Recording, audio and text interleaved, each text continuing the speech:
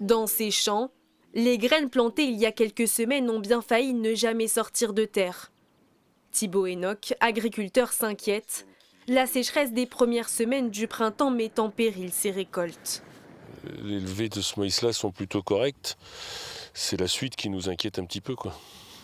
Alors, pour pallier le manque d'eau et sauver son exploitation, il n'a eu d'autre choix que d'irriguer ses parcelles.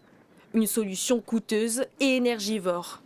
La complexité aujourd'hui, c'est qu'il manque d'eau dès le départ, quoi, pour la levée et pour le démarrage de végétation. Donc là, comme vous voyez derrière moi, le matériel d'irrigation, il est nécessaire, même s'il engendre des charges supplémentaires. Et je pense qu'il va nous permettre de sauver ces récoltes-là, quoi.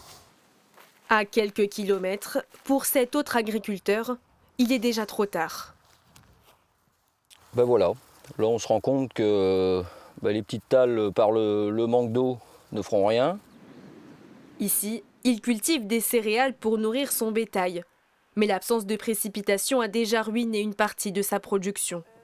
Ça fait 3 ans qu'on fait aux environs de 70 quintaux de moyenne, ce qui est pas exceptionnel, mais ce qui est plutôt satisfaisant pour des secteurs comme les nôtres. Au jour d'aujourd'hui, au vu de la situation, on sait que les 70 quintaux, on les fera pas. D'après les prévisions, la sécheresse pourrait encore s'intensifier dans les prochaines semaines.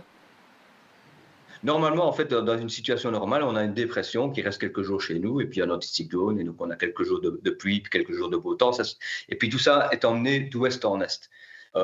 Mais avec le réchauffement climatique, cette circulation d'ouest en est ne marche plus, et du coup, les systèmes météo restent sur place.